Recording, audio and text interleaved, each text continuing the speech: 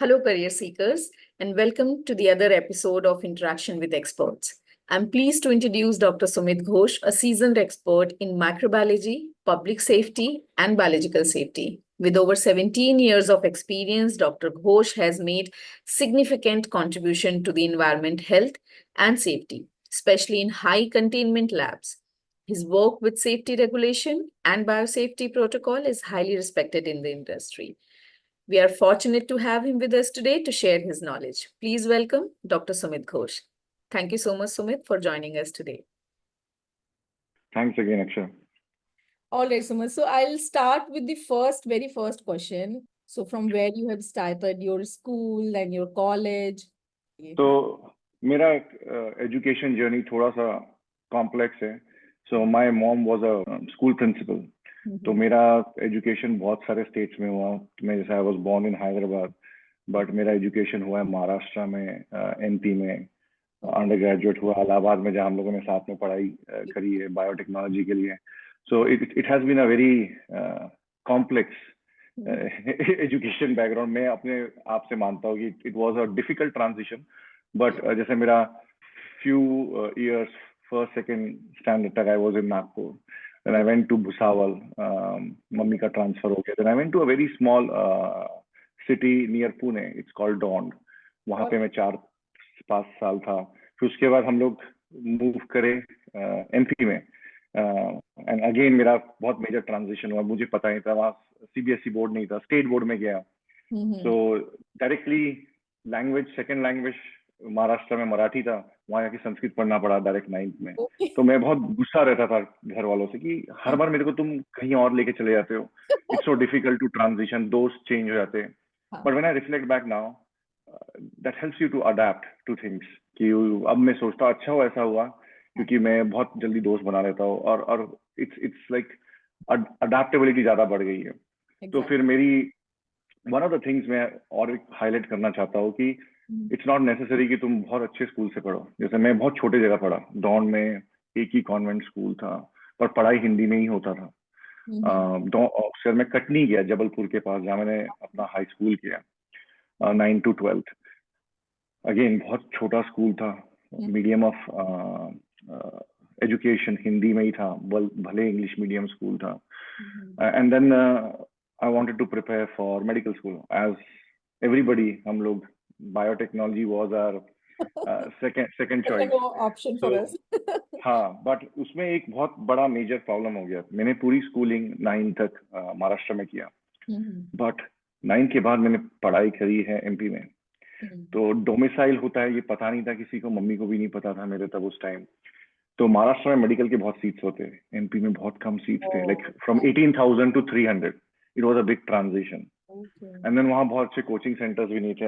I know India में हम लोग बहुत कोचिंग सेंटर्स पे रिलाय करते हैं. So I didn't get through during the first attempt 12 के. सबके साथ होता है, it's so competitive. So मेरे घर वाले चाहते थे कि okay, you go do 1 year of BSc and then see you can prepare for your entrance exams at the same time. But you know how difficult it is. Like it's very difficult to manage 2 priorities. तो मैं गया नागपुर थोड़ी देर BSc करने. I wasn't enjoying it. I was not able to concentrate on preparing for the entrance exam too. And again, that year also I didn't clear the entrance exam. Then I made a decision. I said like, okay, give me 1 year. Let's put full effort preparing for the medical entrance exam. So मैं कोटा गया. All right. मैं कोटा गया. मुझे वहाँ पे typhoid, jaundice और malaria तीनों हुआ था. So जब तक घर वाले आए, I was almost like unconscious. इतना मेजर बीमार पड़ा मैं. So they brought me back and I was in the hospital for almost a month. So malaria, falciparum, they couldn't detect it for almost a week. It was a very difficult time. Like I was very depressed at that time. I was thinking like, okay, whatever I'm doing, I'm not able to make any progress. Then they decided not to send me back to, they said, okay, घर से पढ़ाई करो. You were very frail. I was very frail at that time. Like I lost like 14 kgs of weight. तबीयत बहुत खराब रहती थी. So I tried my best, and I always believe things happen for a reason. I gave the entrance exam that year. और मुझे, I still remember, like I got like around 89% at the entrance exam. और cut off was 91 for MBBS. I didn't wanted, मैं सोचा कि चलो dental program लेते हैं, but again I wanted to highlight like you should always follow your passion. वो मेरा passion नहीं था डेंटल प्रोग्राम लेने के लिए. I said okay, it's things happen for a reason. So at the same time, I was giving entrance exams for engineering programs, like mostly biotechnology, as all of us. हम लोग का PCB background था. And at the same time, agriculture institute, हम लोग सब Allahabad agriculture institute से पढ़े. We went over there. नहीं, and I was very adamant. मेरे घर वाले बिल्कुल वो नहीं थे कि तुम वहां से पढ़ो. उन्हें नहीं अच्छा लगा था उतना कॉलेज. बोले कि JP चले जाओ. And something clicked. I said like, okay, it's a good program, BTech in biotechnology, branch genetic engineering मिल रहा है.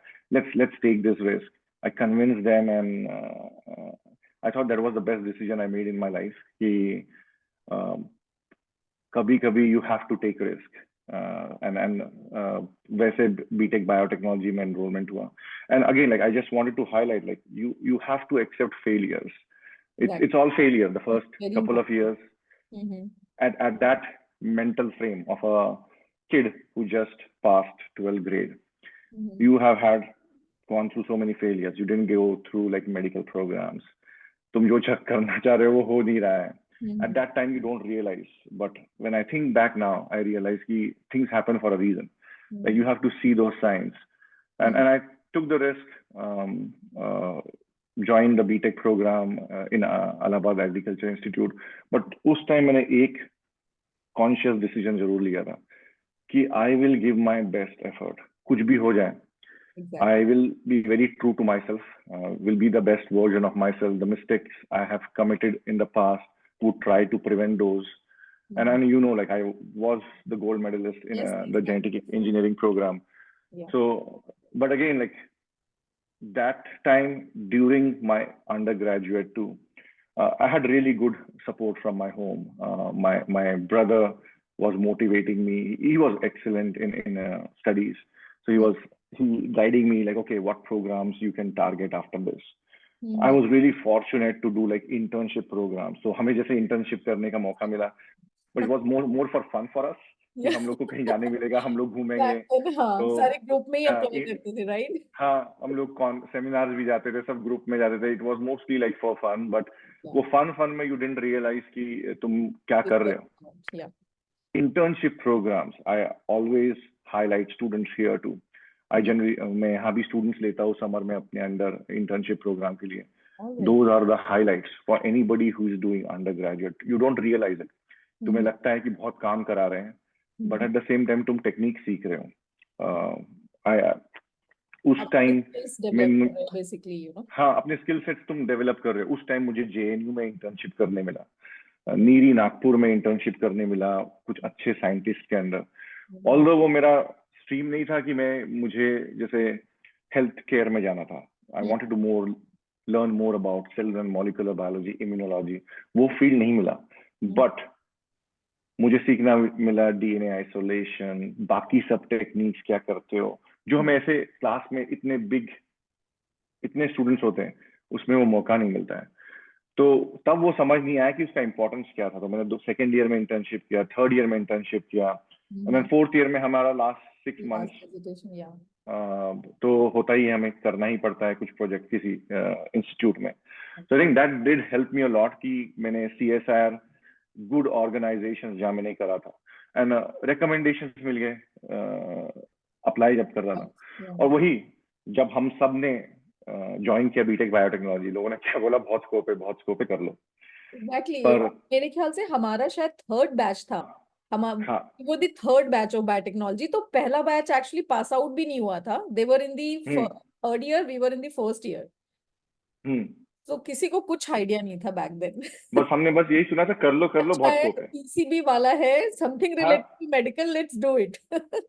हाँ, बस समथिंग रिलेटेड टू मेडिकल वो नहीं हुआ तो ये कर लो, बहुत स्कोप है.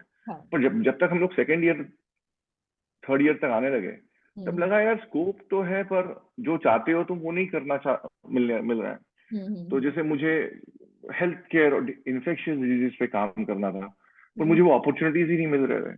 तो then I started doing, okay क्या कहाँ अपॉर्चुनिटीज हैं. तो I started looking for like other countries की कहाँ पे ज्यादा अपॉर्चुनिटीज है. Again, I come from a very middle class background, like हम ऐसा नहीं है कि इतने पैसे देके कहीं पेमेंट सीट में चले जाओ या कहीं ऑस्ट्रेलिया कहीं और जगह चले जाओ जहाँ तुम्हें फीस देनी पड़ी. So one of the things in my mind was like, okay, let's look at organizations जहाँ तुम्हें फंडिंग मिल सकती है, कौन से कंट्रीज तुम्हें फंडिंग दे सकती है. And I started preparing for GRE in my second year.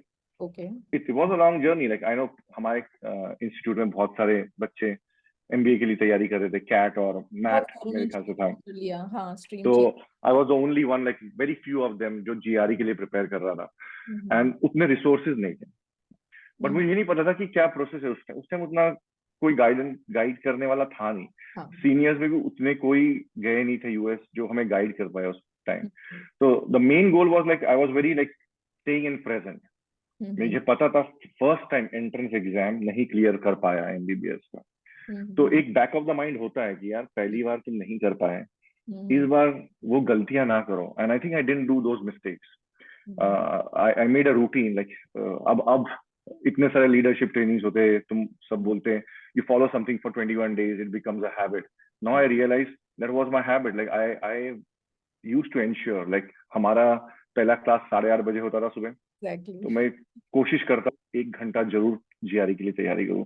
And that became a habit. Like you know, like English is such an important component of GRE.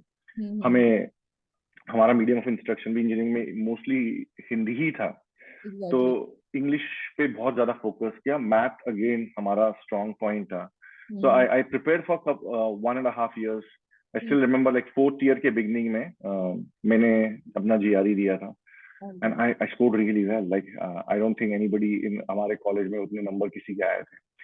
So I still remember November 23rd was the date because that date did change my life. दिया मैंने GRE. I was like so shocked to see the score and I was like Sumit अब तो मिल जाएगा कहीं, इतना वो लगा. पर ये नहीं पता था कि उसके बाद भी कितने सारे स्टेप्स होते हैं. It was just 10% of your struggle.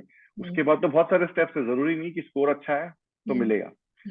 So I remember नवंबर में ये दिया. मुझे लगा कोई भी यूनिवर्सिटी मैंने सिलेक्ट कर लिया अब तो हो ही जाएगा. But I didn't know like there is a long procedure after that करने के लिए. फर्स्ट ऑफ ऑल मैंने बहुत गलत डेट चूज किया. किसी ने गाइड ही नहीं किया कि नवंबर में नहीं देना है. गाइड करना था कि तुम्हें जुलाई अगस्त में देना है ताकि तुम एप्लीकेशन के लिए अप्लाई कर सको for next year, next fall, because most of the application deadlines are in December for good university. तो मैंने वो दिया. उसके बाद पता चला तुम्हें TOEFL भी देना होता है to show like you are proficient in English. तो बोला कैसे दूं अभी तो सब नेक्स्ट ईयर के लिए नहीं अप्लाई कर पाऊंगा. तो I remember January 10th was the date. I was trying to do my internship final year का. तो मैं गया, TOEFL दिया एंड TOEFL में भी I scored really well. But now what, everybody said oh deadline खत्म हो गए, अभी 1 साल तुम ड्रॉप लेके इंडिया में कहीं काम कर लो. सो दिस वाज 2017 जनवरी. तुम काम कर लो कहीं पे, फिर उसके बाद 2008 में अप्लाई करना. And I was really adamant. And I again highlight like जो भी बच्चे सुनेंगे, sometimes you need to listen to your inner voice or you have to take risk, but it needs to be calculated risk too. Like you should always have a backup plan. I still remember मैंने बहुत लड़ाई की. मैंने बोला कि चलो like कोई consulting agency से बात करते हैं दिल्ली में. And they were really expensive. They were like 50,000 rupees at that time. तो बोला कि this no point Sumit right now. उन्होंने बोला कि सब तो मेजर यूनिवर्सिटीज के डेडलाइंस खत्म हो गए हैं, तुम बाद में अप्लाई करो. So I went to Nagpur for my 6 months in NEERI. It's an environmental institute, one of the best. I said like okay, वहाँ नहीं हो पाया. तो मुझे वहाँ पे एक consulting agency मिली, and they were not that expensive as compared to other places in New Delhi. So I said like let's take the risk. इनसे अप्लाई करवाते हैं. उन्होंने बोला yes, you can still apply for a few universities. Risk ले लो. मैंने बहुत convince किया अपने घर वालों को. बोला कि नहीं होगा, जल्द से क्या होगा, नहीं होगा. Exactly. आदत पड़ गई है. मेडिकल में भी नहीं हुआ था इस बार. स्कोर अच्छा है. You have scored so well. तो लेट्स ट्राई दिस. तो उन्होंने कुछ यूनिवर्सिटी शॉर्टलिस्ट करके दिए. मैंने बोला मुझे ये करना है, सेलुलर मॉलिक्यूलर बायोलॉजी, माइक्रोबायोलॉजी में काम करना है. तो उन्होंने कुछ 5 यूनिवर्सिटी में अप्लाई किए. And I was doing my internship at that time. March and तक मुझे कॉल्स आए. पहले ही 2 rejections. Again I was very disappointed कि भाई नहीं हो पाया. फिर से रिजेक्शन से स्टार्ट हुआ. देन और मुझे याद है अप्रैल एंड में one of the faculty members from north Dakota state university उन्होंने मुझे कांटेक्ट किया। वो नई फैकल्टी थी। whatever I am today, like I do owe that success to her. She is my mentor. उन्होंने मेल किया, बोला कि मैं नई फैकल्टी हूँ, तुम इसमें काम करना चाहोगे? एलर्जिक एस्थमा उनका प्रोग्राम था। मैंने बोला, तब तो उतना पता नहीं था। एस्थमा बोलते हैं हम लोग इंडिया में, दे से एस्थमा हियर। तो मैंने बोला अच्छा, इम्यूनोलॉजी में काम लग रहा है। अच्छा, मेरा अभी बैकग्राउंड तो नहीं है एनवायरमेंटल बायोटेक्नोलॉजी में, but I am eager to learn. तो उन्होंने इंटरव्यू लिया। उनको पसंद आया, पता नहीं उन्हें क्या पसंद आया, मैंने बहुत ही गंदा इंटरव्यू दिया। मैं अभी भी उन्हें पूछता हूँ कि तुमने क्या देखा, मैं तुमने घटिया इंटरव्यू दिया था उस टाइम, मुझे कुछ पता ही नहीं था, क्यों ले लिया? तो उन्होंने मुझे बोला था कि स्टेटमेंट ऑफ पर्पस में तुमने एक चीज लिखी थी सुमित, कि you want to make your family and your mom proud. बोला बस वो एक सेंटेंस के लिए मैंने तुम्हें हायर किया, and I don't regret it. तो मैंने बोला कि आई थॉट तुम बहुत ट्रू थे अपने एसओपी में, स्टेटमेंट ऑफ पर्पस में, and that was the only reason मैंने तुम्हें तब हायर किया था। उसी टाइम मुझे और एक जगह से भी कॉल आया पीएचडी प्रोग्राम के लिए, and I didn't know like कि 4 साल के बायो प्रोग्राम के बाद तुम डायरेक्टली पीएचडी के लिए अप्लाई कर सकते हो यूएस में। So I was very excited. I didn't even know कि ये डायरेक्ट पीएचडी है। मुझे लगा इन लोग पहले मास्टर्स कराएंगे, पीएचडी कराएंगे, because I work with the consultant. हाँ, तो उससे भी कॉल आया यूनिवर्सिटी ऑफ मैसाचुसेट्स लोवल से, लेकिन फुल फंडिंग मिल रही थी, and they were giving me a stipend. उस टाइम वो स्टाइपेंड बहुत ज्यादा था और फंडिंग मिल रही थी, मतलब तुम्हारा पूरा education was cover. So they were covering my tuition fees, everything. On top of that, they were providing me stipend, and that was a big deal at that time. मैंने बोला कि ठीक है, ये टॉप रैंक एकदम university नहीं है, मैं एक सेमेस्टर देखता हूँ एंड देन मैं चला जाऊंगा कहीं और सिटी में। तो अगेन ये नॉर्थ डकोटा स्टेट बहुत ही छोटे स्टेट में है यूएस में, फार्गो जगह है, लेकिन इतना कोई गाइडेंस देने को होता नहीं है। मैंने कुछ देखा ही नहीं, मैं इतना खुश था कि चलो फॉल से शुरू हो रहा है, मुझे 1 साल ब्रेक नहीं लेना पड़ेगा, चला जाता हूँ। Again highlighting, everything happens for a reason. मैं गया वहाँ, मुझे लगा बिल्डिंग्स हो गए न्यूयॉर्क की तरह जब प्लेन लैंड हो रही थी। And I wanted to highlight, वो मेरा फर्स्ट फ्लाइट जर्नी था। मुझे बहुत डर लगता है हाइट से, तो मैं कभी इंडिया में फ्लाइट में बैठा नहीं, और मेरी फर्स्ट फ्लाइट थी direct flight from New Delhi to New York. And मैं इतना डरा हुआ था कि आके ही बीमार पड़ गया। और मैं जब, मुझे याद है कि जब लैंड हो रहा था फार्गो, मैं सोचा कि अब बिल्डिंग दिखेंगे मुझे न्यूयॉर्क की तरफ, पर मुझे बस खेत ही खेत दिखे। And then I realize it's a very small city, पर यूनिवर्सिटी बहुत अच्छा था। 6 महीने काम किया, and I started enjoying my work over there. ये नहीं था कि अपॉर्चुनिटी नहीं था कि यहाँ विद इन यूएस तुम अगर ट्रांसफर करोगे, it's a lot easier because they can call you for a in person interview. But again I took risk. मेरे बहुत सारे दोस्त थे इंडिया में, they were making fun of me like, why are you studying in a tier 2 university, कहीं और चले जा, तेरा जीपीए इतना अच्छा है, तेरा जीआरई स्कोर इतना अच्छा है। मैंने बोला यार मुझे काम बहुत पसंद आ रहा है, काम पसंद आ रहा है, तो it's more important about the work. And जब कॉन्फ्रेंसेस जाने लगा तो मुझे ये समझ में आया, यूनिवर्सिटी का size doesn't matter that much, it's about your work. The only thing is like very big universities will have is कि तुम्हें ज्यादा फंडिंग होगा, you can do all the things in house, तुम्हें वेट नहीं करना पड़ेगा उतना, and you get to interact with faculty, a lot of other faculties who work in the same area. Exactly. But I started enjoying it. मैंने PhD किया अपना within 5 years. One of the highlights was कि मेरे जो adviser थे उस time, मेरा जो पहला पेपर था, that too was an accident, and वो बहुत ही अच्छे जर्नल में पब्लिश हुआ, like Journal of Immunology is one of the best journals in the field, and पहला पेपर वहाँ पब्लिश होना, it's a very big deal, and वो भी एक एक्सीडेंट से हुआ। हमने कोई एक माउस स्टेन से काम कर, itself is a big deal. हाँ, and I didn't know like it was such a big deal to publish in JI, क्योंकि मुझे अभी भी याद है मैं जो प्रोजेक्ट कर रहा था, कुछ एज एक्सपेक्टेड नहीं चला था, कुछ भी नहीं, जो हाइपोथेसिस था उसके एकदम ऑपोजिट हो रहा है। तो कुछ ऐसा रिजल्ट आया, मैंने बोला यार ये तो गड़बड़ी हो गया पूरा। तो मैं अपने बॉस के साथ जाके बोला, एंड शी टेल्स मी कि मैं ना मीटिंग के बाद मेरा सर पकड़ के बैठी थी सुमित कि ये कैसा रिजल्ट आ गया हमने जो किया है। बट हमने बोला चलो रिपीट करते हैं वापस ये स्टडी। हमने वापस रिपीट किया, वही रिजल्ट है। उन्होंने बोला वापस करो, तुमने कुछ गड़बड़ किया है माउस ट्रेन स्केल ट्रांसजेंड। हमने वापस स्टडी रिपीट किया, again the same results. And then we looked into more detail and again वही सोचा कि कभी कभी वही as expected things now works in your favor, and that was an extremely valuable finding in the field. And वो change कर दिया जो हम लोग study कर रहे थे in the role of B cells in allergic asthma, and it was published in NJI. Every result is a result, whether it is negative or positive. It is a result. Yes.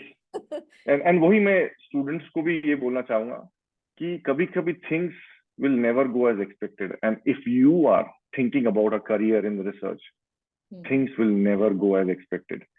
तुमको data देखना पड़ेगा, analyse करना पड़ेगा, and then plan करना पड़ेगा उसके हिसाब से।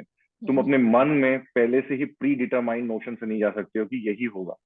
And that is what the beauty of research is कि it's every time something exciting will come out of your work. और बस वही थिंग वो है कि तुम कैसे उसको इंटरप्रेट कर रहे हो। और मैं हाईलाइट भी करना चाहता हूँ, like integrity is very important in research. True. Like for me, one of my major values is integrity. Make sure, like, if you are in research integrity is most important. Like, I'm very happy कि आजकल journals supplemental data मांगते हैं, सब कुछ तुम उनको provide करना होता है, but you need to be true to yourself, like when you are doing research. And if you are true to yourself and you do your work with integrity, results will fall into place and it will take you to like bigger things. So वही कि कभी कभी नहीं काम करता है as per your research design, your hypothesis. So my PhD, I was pretty successful, like 5 years में complete किया. I had like 5 or 6 paper during my PhD. Right. And then I got opportunities at other places to do a postdoc. I wanted to be a faculty, train the new generation of scientists and make a difference with my work. तो मैं post doc के लिए north Dakota के बाहर देख रहा था, and तभी मेरी एडवाइजर ने बोला Sumit can you stay for post doc here, मैं तुम्हें ग्रांट लिखने की अपॉर्चुनिटीज दूंगी। जनरली जिस कॉलेज से तुम पढ़ते हो वहाँ पोस्ट डॉक नहीं करते, वो रिकमेंडेड है। पर अगेन मेरे लिए I have very deep rooted values, like Sanskrit में बोलते हैं गुरु देव की तरह, भगवान की तरह होता है। So, and I said, okay, if she is asking me to do this, I will definitely do it. तो मेरे values बहुत strong है उस मामले में। Like I know, like हमने इतना सब पढ़ा है, कभी कभी टीचर एकदम भगवान का रूप ही होता है, and I know like you have to give that importance to your teachers. तो मैंने बोला नहीं ठीक है, तुमने बोला है, I will stay. So I stayed there. मैंने grants लिखना शुरू किया, मुझे grants भी मिले 2. I was very successful publishing manuscripts. बच्चों को ट्रेन करने मिला, एंड देन थर्ड ईयर मुझे अभी भी याद है 2014 एबोला आउटब्रेक हैपेंड। तो एबोला का बहुत न्यूज था एंड मैं पढ़ रहा था अच्छा ऐसा होता है, then there is a biosafety aspect to it, like people work with that in a lab setting. तो पर वो छोटी जगह थी, वहां उतना कोई बायोसेफ्टी फील्ड में था नहीं, and I was not enjoying my work. What I mean by not enjoying my work is मेरा रिसर्च में ऐसा था कि मैं काम करता था ना, जब तक आंसर नहीं मिलेगा मुझे ना एकदम एंशियसनेस होता था कि मैं काम ही करता चलूंगा and my days were getting longer. मैं अपना माइंड को स्विच ऑफ नहीं कर पा रहा हूँ, एंड हमेशा मैं बस अपने प्रोजेक्ट के बारे में सोच रहा हूँ, मैं किसी से बात कर रहा हूँ दिमाग में पर वही चल रहा है, and it started taking an effect on my health कि मैं हमेशा रिसर्च के बारे में ही सोच रहा हूँ, किसी से बात कर रहा हूँ, I am not in the present. College में उस टाइम किसी को पता नहीं था क्या बायोसेफ्टी फील्ड है, सबको वही ट्रेन किया जा रहा था, you want to become a faculty safety. So मैंने 1-2 सर्टिफिकेशंस के लिए अप्लाई किए, ट्रेनिंग्स गया, मैंने तब किया। फिर उसके बाद मैं अभी जहाँ काम करता हूँ वहाँ का जॉब पोस्टिंग ओपन हुआ, एंड ये थोड़ा ब्रॉड था कि ओवरऑल सेफ्टी प्रोग्राम तुम्हें मैनेज करना है। So then I applied for this one and मैं यहाँ मूव किया 2019 में, तो मुझे यहाँ 5 साल हो गए। So जैसे ही मुझे फिर मैंने यहाँ अप्लाई किया 2019 में, यहाँ मैं 5.5 साल से ज्यादा से काम कर रहा हूँ, and यहाँ का काम is like more broader version of safety, like other areas of safety को तुम support करते हो। I have a team, really good team जो support करती है different areas of safety, one of the things again like मैं यहाँ apply किया जस्ट नॉट बिकॉज कि मुझे दूसरे एरियाज में जाना था और मुझे सीखना भी था and then at the same time मुझे all other areas of safety में भी काम करने मिला, बहुत सीखने मिला। लैब्स कैसे बनते हैं, लैब्स बनने के Exactly. पीछे क्या क्या जाता है, Next डिजाइनिंग question में was क्या this. जाता है। हाँ, तो इट्स अगेन तुम्हारा बैकग्राउंड काम आता है। तो मैं Yes. जब मैं प्रीवियस ऑर्गेनाइजेशन में था, हमने मेडिकल स्कूल मूव किया पूरा, All right. तो पूरा लैब डिजाइन एंड एवरीथिंग में तुम इन्वॉल्व होते हो Mhm. And then you trace back to your engineering drawing class तुम्हारे बीटेक में कि All वो क्यों right. कराया गया था तुम्हें। तो Okay. मुझे सबसे ज्यादा खुशी इस Finally, चीज at की होती है। least you got the answer. Yes, तो मुझे खुशी इस बात की है कि इंजीनियरिंग करा था, उसका भी नॉलेज मैं ट्रांसलेट कर पाता हूँ मेरे करंट रोल में। जो मैंने पीएचडी किया था उसका भी नॉलेज मैं ट्रांसलेट कर पाता हूँ मेरे करंट रोल में। एंड मैं like I believe in like mamba mentality. So मैं स्पोर्ट्स बायोग्राफीज बहुत पढ़ता हूँ। सो कोबे ब्रायंट का एक कोट है कि mamba mentality, you should be the best version of yourself every day. तो मेरा बस यही गोल होता है कि every day I should be the best version of my self and better than the previous day. तो वही कंटिन्यूअस लर्निंग वाला अप्रोच लेके चलना बहुत जरूरी होता है कि ओके तुम क्या सीखने मिलेगा आज।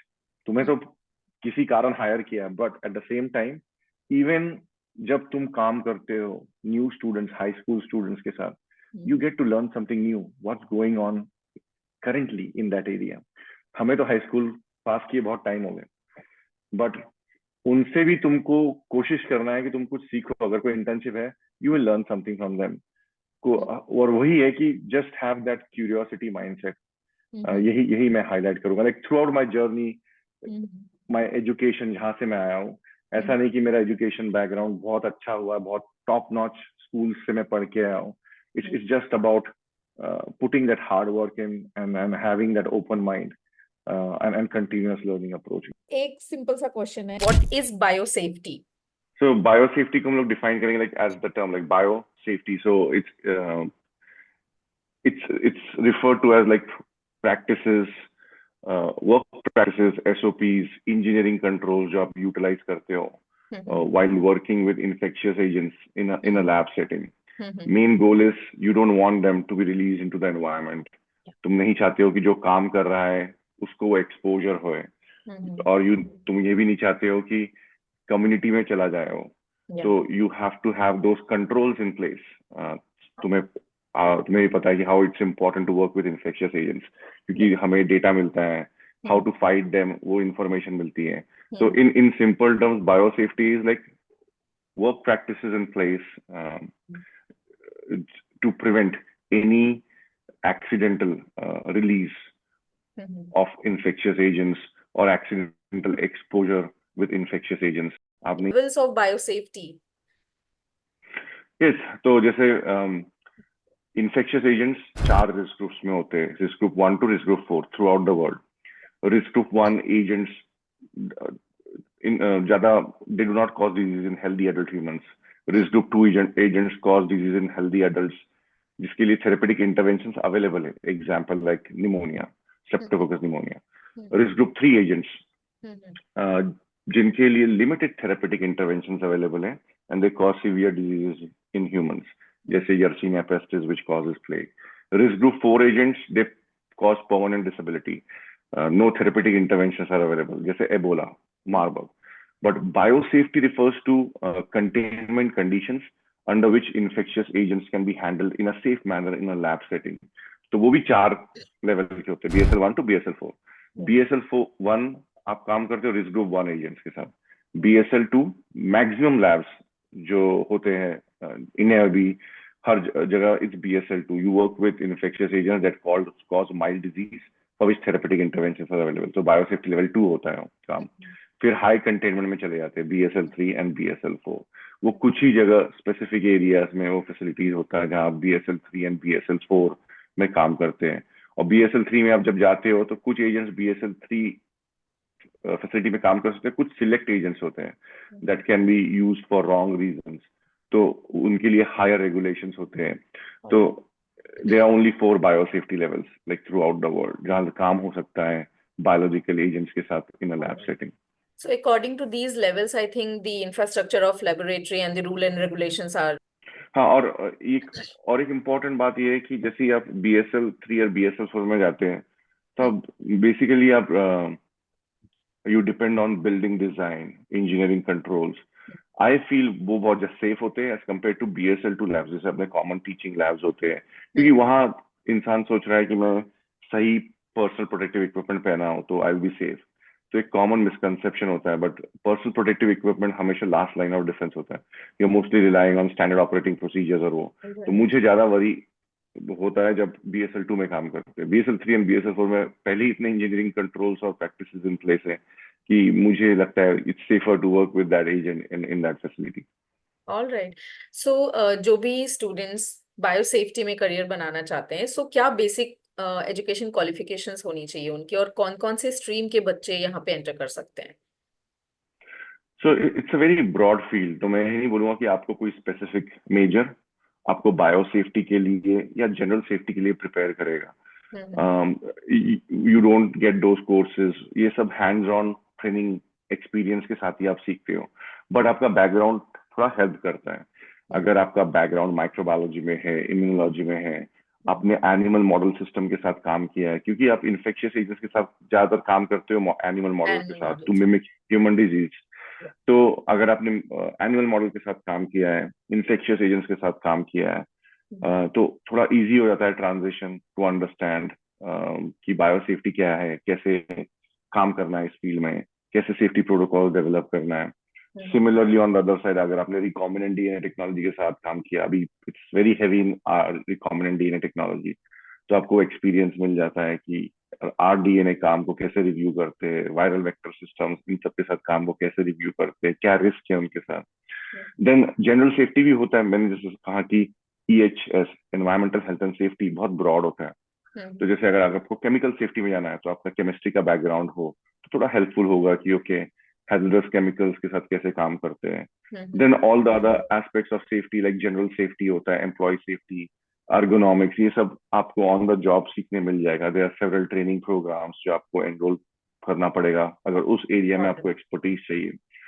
करंट गैप इन फील्ड ये है कि बहुत कम कॉलेजेस ऐसे ऑफर करेंगे कि we offer like masters in environmental health and safety, ऐसा कोई प्रोग्राम ही नहीं है। तो आपको चूज करना पड़ेगा कि आपका स्पेसिफिक एक्सपर्टीज और एरिया ऑफ इंटरेस्ट क्या है, and then you can apply yourself in that field. जैसे मेरा बैकग्राउंड था इन्फेक्शियस डिजीजेस, इम्यूनोलॉजी, तो मैंने उसको अप्लाई किया when I initially entered in the field of biosafety, क्योंकि मुझे पता था कि लैब में कैसे काम होता है, क्या रिस्क होते हैं जब आप इन्फेक्शियस एजेंट्स के साथ काम करते हो। तो I could apply that initially biosafety field में। तो अगेन लाइक आप जरूरी नहीं कि इसी मेजर में काम करोगे तो आप सक्सेसफुल होगे, but a lot of the times it's on the job training. All right, great. How to develop the skill set for this specific role, biosafety officer, and what are the other certifications or internship, उसके बारे में थोड़ा सा बच्चों को बताइए। Skill sets तो मैंने जैसे कहा आपको कि जनरल रिक्वायरमेंट है कि आपको बैचलर्स होना चाहिए इस फील्ड में ट्रांजिशन होने के लिए, बट मैंने बहुत चेंज देखा इस फील्ड में सिंस कोविड हुआ, SARS-CoV-2 2020 में, बहुत सारे थियरीज है उसके पीछे, but again like you have to work with emerging pathogens. तो बेसिक रिक्वायरमेंट्स बैचलर्स चाहिए, पर मैं देख रहा हूँ कि कोविड के बाद बहुत सारे ऑर्गेनाइजेशंस मांगते हैं कि आपको मास्टर्स या PhD होना चाहिए इस फील्ड में, depending upon how complex work वहां पे होता है। तो मैंने जैसे कहा PhD में आप सिर्फ रिसर्च ही करना नहीं सीखते, आप बहुत सारे अदर स्किल सेट सीखते हो। सेम विद कोई भी मास्टर्स प्रोग्राम में आपको थीसिस लिखना होता है, सिर्फ आप रिसर्च के बारे में नहीं सीखते, आपके पास डेटा मैनेजमेंट स्किल्स है, टाइम मैनेजमेंट स्किल्स है, data analysis skill sets develop होते हैं, रिस्क असेसमेंट कैसे करना था वो स्किल सेट्स डेवलप होते हैं। तो all these skill sets you will learn on the job too, but attention to detail, like आप जानते हो आपका काम किसी के लाइफ एंड डेथ का सिचुएशन भी हो सकता है सेफ्टी फील्ड में, कि अगर किसी को एक्सपोजर हुआ किसी रिस्क ग्रुप 3 और रिस्क ग्रुप 4 पैथोजन के साथ जिसके अगेंस्ट कोई थेरेपेटिक इंटरवेंशन भी नहीं है, तो आपका डेथ भी हो सकता है। सो रिमेम्बर कि क्या कॉन्सिक्वेंस है, it's a high consequence job. Risk बहुत ज्यादा है, you have to mitigate those risk. तो consistency, persistence, because it's really important to have like attention to detail. इस जॉब में मैं बोलूंगा ये स्किल सेट बहुत इंपॉर्टेंट है, क्योंकि आप पॉलिसी बना रहे हो पूरे ऑर्गेनाइजेशन के लिए. And doing the right thing और having that mindset, collaborative approach is very important, क्योंकि आपको भूलना नहीं चाहिए आप किसके लिए ये कर रहे हो. रिसर्चर्स ये काम कर रहे हैं so that they can develop new therapeutic interventions, कुछ नया डिस्कवर कर पाए, but at the same time आप चाहते हो कि वो ये काम सेफली कर पाए. तो इट्स वेरी इंपॉर्टेंट आप वो कोलैबोरेटिव अप्रोच रखें. Communication is very important. आप जो चाहते हो वो आप कम्युनिकेट कर पाए. मैं बच्चों को यही बोलूंगा कि आई नो इंडिया में mostly medium of instruction is Hindi. तो अगर कहीं इंग्लिश है तो यू डेवलप दो स्किल सेट्स. कहीं हिंदी है तो make sure you are able to connect yourself with people from that background to कि आप कम्युनिकेट कर पाओ वो लैंग्वेज में, और ऐसे वे में कम्युनिकेट करो कि रिसर्चर्स को इजीली समझ में आ जाए. And hands on training, like ये वेरी इंपॉर्टेंट एस्पेक्ट है इस फील्ड का. जो आप ऑनलाइन बोलोगे एंड एज कम्पेयर टू करके बताओगे कि वो टेक्निक ऐसा करोगे तो it will be more safe. Nothing better than that. But I will say like 3 important skill sets में बोलूंगा कि it's very important to have the collaborative approach, attention to detail, and third would be curiosity. क्योंकि आपको समझना पड़ेगा कि वो क्या रिसर्च करना चाहते हैं. You have to show interest in their research. So these will be the 3 important skill sets, along with all the other skill sets you'll learn during your graduate programs. But ये 3 are very important in this field. All right. Sumit, can you please tell us a little bit about the certifications in this field? I mean, you have done in USA, so are these the same in India, or is there some difference? Whatever you have done, you can just share your experience. Sure. So biosafety specific field में American Biological Safety Association है जो certification देता है. Now APSA International. तो बहुत सारे लोग India से भी आते हैं, मैंने कॉन्फ्रेंस में देखा है. पाकिस्तान से आते हैं और बहुत सारे लोग मिडिल ईस्टर्न कंट्रीज से आते हैं उस कॉन्फ्रेंस में. So they are trying to reach a broader population. It's a very expensive certification too, अगर कंपनी स्पॉन्सर कर रही है तो it's easier to get that done.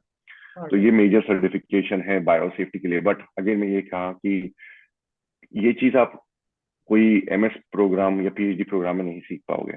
आपको ये ऑन द जॉब ट्रेनिंग चाहिए. तो सर्टिफिकेशन के लिए एलिजिबिलिटी क्राइटेरिया भी होती है. तो आपको इतने इयर्स ऑफ एक्सपीरियंस चाहिए.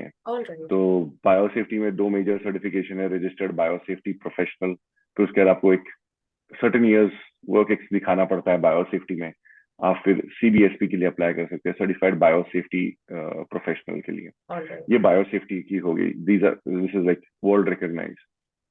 The other one is general safety, जिसमें मैं बहुत ज्यादा लोगों को देखता हूँ. इंडिया के भी लोग बहुत सर्टिफाइड है. It's called certified safety professional, associate safety professional. ये बाकी एरियाज में आपको काम आएगा. जैसे आप जनरल सेफ्टी, फोकलिफ्ट इंडस्ट्रीज में, तो there are other areas of safety too, lockout, tag out, confined spaces, ये सब बहुत अदर एरियाज ऑफ सेफ्टी. मैं जस्ट एग्जांपल दे रहा हूं, ergonomics. तो सर्टिफाइड सेफ्टी प्रोफेशनल के लिए भी स्पेसिफिक रिक्वायरमेंट्स, रिटन एग्जाम देना होता है. Both are very difficult exam, आपको प्रिपरेशन करना होता है. बट ये आपको अदर एरियाज ऑफ सेफ्टी के लिए सर्टिफिकेशन है. सर्टिफिकेशन का इंपॉर्टेंस यही है कि आपको लोग जानेंगे कि okay he is an expert in this field.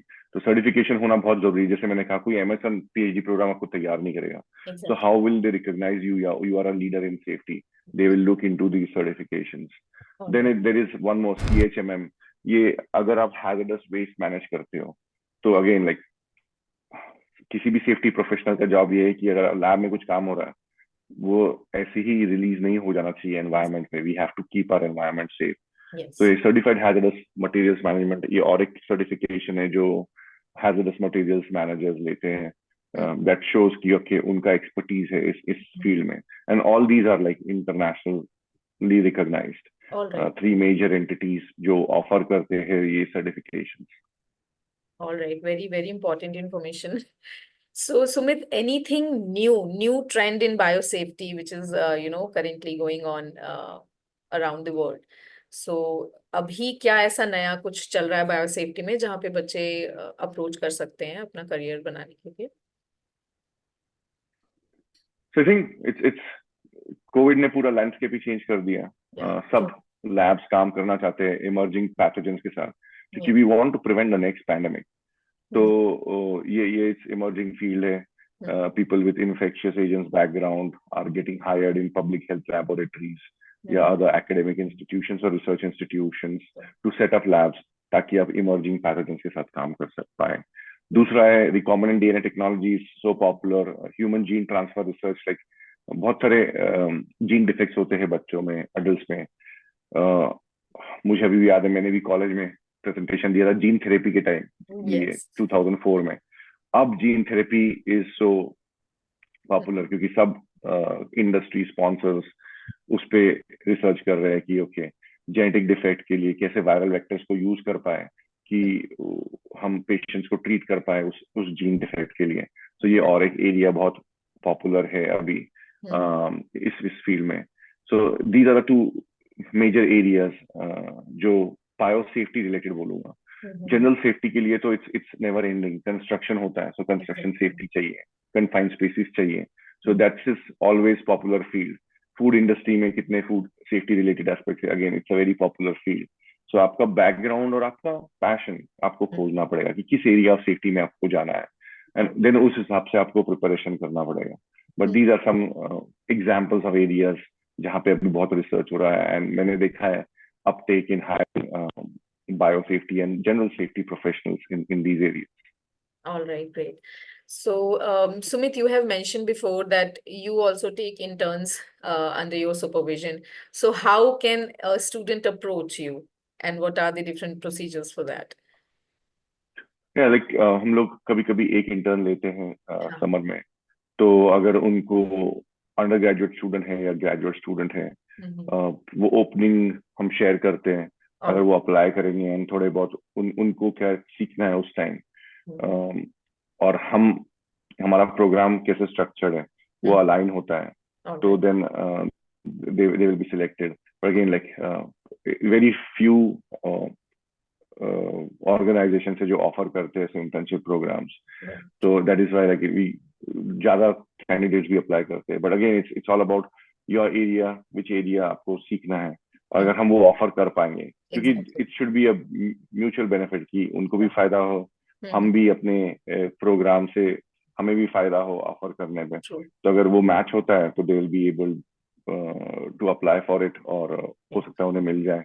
Same with like other organizations. बहुत सारे अदर ऑर्गेनाइजेशंस भी ऑफर करते हैं समर इंटर्नशिप प्रोग्राम्स. तो वो आपको ओपनिंग देखनी पड़ेगी अमेरिकन बायोलॉजिकल सेफ्टी एसोसिएशन की वेबसाइट पे, and they can apply for those internship programs. All right, great, great. कि कुछ ऐसा डिफरेंस जो इंडियन एजुकेशन सिस्टम में था और जो यूएस में कल्चर में जाके वहां पे आपको फील हुआ, things have been changed a lot, but उस टाइम पे क्या चैलेंजेस थे इंडिया में पढ़ना और यूएस में पढ़ने में, क्या चैलेंजेस थे? Then the next point, the work culture. PhD के बाद वहां पे जॉब सर्च करना, हाउ डज इट वर्क?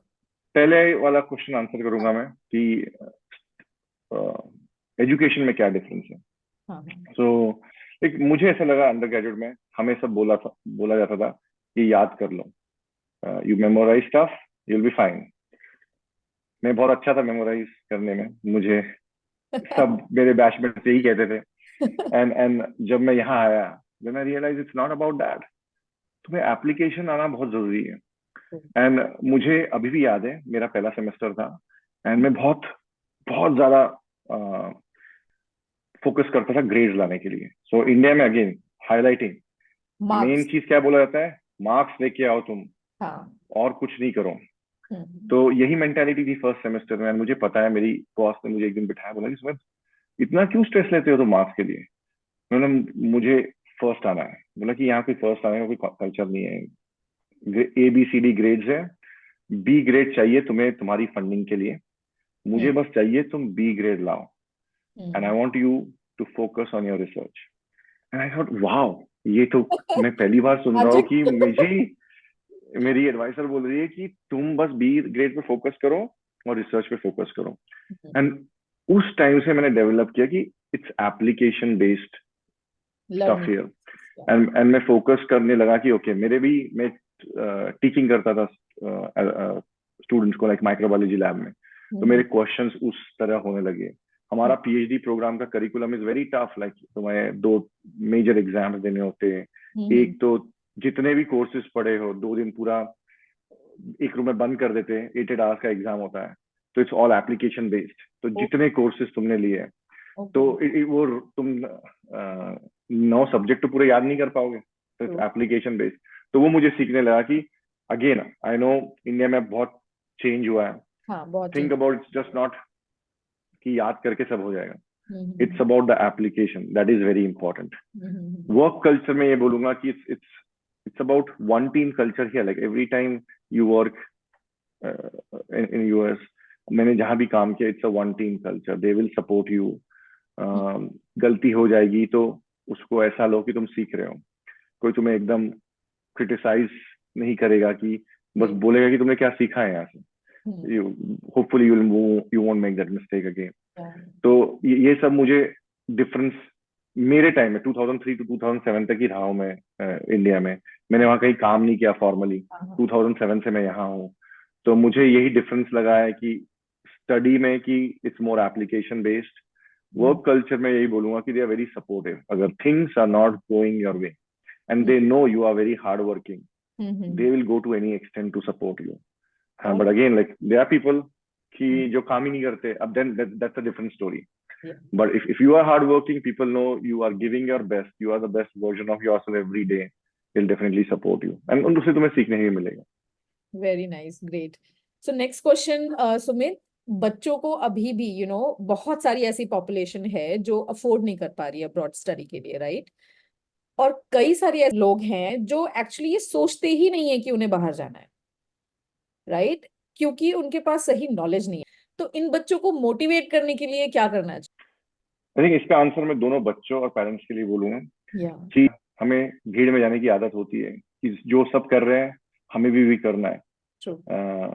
तो ये पेरेंट्स से भी फोर्स होता है कि उसका बेटा ये कर दिया, उसकी बेटी ने ये कर दिया, you have to do the same thing even though the kid is not passionate about. वो बच्चों की नहीं सुनते हैं कि उनका क्या पैशन है, क्या करना चाहते हैं। And that's what I would like to highlight the support of my family. I know they saw like मेरा फेलियर, मैं नहीं कर पाया MBBS, it was a disappointment for them too. But बाद में उनको भी लगा कि let him do the things he would like to do. तो मैं वही कहूंगा बच्चों को कि फंडिंग की चिंता is not in your control. Like do the worry about things which you can control. तुम क्या कंट्रोल कर सकते हो? तुम्हारी पढ़ाई, how you can score well in exams. क्या तुम चाहते हो वो कंट्रोल कर सकते हो। तुम अपने माइंड को तो कंट्रोल, क्या तुम्हें करना है, and then go in that direction with like be true to yourself कि भाई मुझे ये करना है, मैं इसी में फोकस करूंगा। ऑनेस्ट कन्वर्सेशन रखो अपने पेरेंट्स के साथ कि मुझे 1 साल दे दो, मैं करना चाहता हूँ। फंडिंग के लिए मैं यही कहूंगा कि don't worry, I come from a very middle class background. अगर मुझे यहाँ फंडिंग नहीं मिलती तो मैं यहाँ कभी नहीं पढ़ पाता। ट्यूशन फीस बहुत एक्सपेंसिव होती है यहाँ पे। फर्स्ट सेमेस्टर, एक ही सेमेस्टर की फीस आप क्रेडिट्स लो, एक क्रेडिट के लिए आपको $2-2 हज़ार देना पड़ता है। तो पीएचडी में तो आपको 90 क्रेडिट करने हैं। तो आप सोच लो कितना फीस देना होगा आपको। तो अगर आपके स्कोर अच्छे हैं, आपके हाथ में क्या है? स्कोर लाना एंड अप्लाई करना, बैकग्राउंड अपना स्ट्रॉन्ग करना, एप्लीकेशन जब भर रहे हो और जीआरई और सब्जेक्ट जीआरई में अच्छा स्कोर लाना। बाकी तो आपके हाथ में नहीं है, तो आप बस प्रिपरेशन कर सकते हो।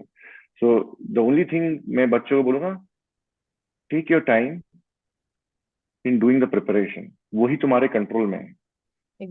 उसके बाद जो होगा it's not under your control. तुम अगर हार्ड वर्क पुट कर रहे हो, मैं हमेशा कहता हूँ hard work always page of, वो कहीं ना कहीं तुम्हें ले ही जाएगा। तो इसीलिए फोकस ऑन द प्रोसेस। जिस चीज के लिए तुम पैशनेट हो उस चीज के लिए फोकस बहुत हाई होना चाहिए and put a firm timeline to it. Parents के लिए मैसेज होगा, लिसन टू योर किड्स। अगर वो नहीं करना चाहता है या चाहती है, शी और ही वोंट बी सक्सेसफुल। तुम कुछ भी कर लो, उनका नहीं होगा वहां पे। and that's what I'm going to highlight too. Glad मैं नहीं गया MBBS प्रोग्राम में। When I reflect back now, I said everything happens for a reason. मैं नहीं उतना सक्सेसफुल होता अगर मैं उस प्रोग्राम में जाता। तो इसीलिए बच्चों की सुनो और बच्चों को बोलूंगा, only focus on the things you can control. Because तुम अगर आउटकम के बारे में सोच रहे हो, you are already putting pressure on yourself. You won't be true to yourself. You will be always under pressure की मैं प्रेशर में पढ़ूंगा। तुम एक्साइटमेंट में, क्यूरियोसिटी में नहीं पढ़ोगे। So that would be my message to both students and parents. Very nice, very nice. And you already talked about the plan B. अगर आप कुछ achieve करने के लिए efforts लगा रहे हैं, you are not getting it, that means there is something, which is waiting for you. तुमने बहुत अच्छा चीज हाईलाइट किया, ये प्लान बी का। तो तब हम इस सोच से नहीं जाते ना कि ये प्लान है, ये प्लान बी है। तब तो हमें ये लगता है वो MBBS नहीं मिला, so we failed, तब ये कर लेंगे। पर इसका इम्पोर्टेंस मुझे मेरे PhD में मेरे सुपरवाइजर से मिला। मेरी सुपरवाइजर हमेशा बोलती थी, Sumit, always have a plan B. And मैं अब डे टू डे एक्टिविटीज में भी है, कुछ जनरल वो भी है, I always have a plan B. Like okay, plan A नहीं होगा तो प्लान बी होगा। इट इज नॉट कि तुम फेल किए हो प्लान ए में। It is about you are being very smart, you are being realistic. Plan A doesn't work, I will have plan B. And it's not going to alter your confidence. तुम ये नहीं बोलोगे कि अरे मैं यहाँ fail हुआ तो प्लान बी हुआ। You are always going with two plans. ये नहीं काम करेगा तो मेरा बैकअप प्लान ये। But you will be still be very confident कि अच्छा मैंने तो दोनों प्लान बना के रखा था, मेरा ये नहीं चला तो मैंने ये कर लिया। तो ये बहुत इंपॉर्टेंट है बच्चों के लिए। Always have a plan B. और उसको ये मत सोचो कि मैं पहले में फेल हुआ तो इसलिए मेरा प्लान बी काम करेगा। नो, दोनों के लिए with the same mindset approach करो। That shows you are very smart, you are a planner, you are an analyzer, and you know what you want in your life. तो इसलिए plan A and plan B होना बहुत जरूरी है। We are working towards it. Yeah. Hopefully बच्चों को कुछ help मिले। If in case any student wants to approach you for SOP or any type of help, so would you be open for it? मेरे time मुझे वो help नहीं मिला जो मैं चाहता, एक्सपेक्ट कर रहा था, उतना गाइडेंस नहीं था। I know like how important is for everyone to have a mentor. मुझे पता है हम लोग कितने सारे स्टूडेंट्स के पास पैसे नहीं होते, they come from very humble backgrounds, उन्हें हेल्प चाहिए होती है। Will be more than happy to help them, answer any questions, anything I can do to give something back to the student community, I'll definitely do that. Thank you so much, Sumit. That will be really great help, and I would circulate your contact information. Okay. So thank you so much, Sumit. It was really, really nice talk, and I'm damn sure कि सारे बच्चे और सारे parents जिन्होंने ये talk सुनी है उन्हें बहुत ही ज़्यादा benefit होने वाला है, and they will now open-mindedly think about applying abroad for higher studies. Thank you so much, sir. Thanks again, Akshara. इतने दिनों बाद बात किए और like it's nice to connect with like people from college. पता नहीं चलता है कि 17 साल हो गए हमें ग्रेजुएट होके। हमारी भी उम्र हो गई है। but it was really nice to connect and just wanted to highlight the thing you are doing for students and parents. It's really important. Like you have chosen a really good path, trying to help the next generation of students, and at the same time आप parents को सही जगह guide कर रहे हो। I know education landscape change हो गया है इंडिया में भी, but it's a very noble cause और जो तुम कर रहे हो, full credit to you. So thank you so much Sumit. Thank you so much for your patience and I am sure आज आपने बायोसेफ्टी के बारे में बहुत जानकारी ली। कौन से सर्टिफिकेशंस, कौन से स्किल सेट्स होने चाहिए, किन सब्जेक्ट्स पे आपको फोकस करना है to become a biosafety officer. अगर आप चाहते हैं हम और भी फील्ड के बारे में ऐसी डिस्कशन करें, so please leave us a comment below and please give us a thumbs up if you like this podcast. Kindly follow us on Instagram and YouTube. Have a great day. Thank you so much.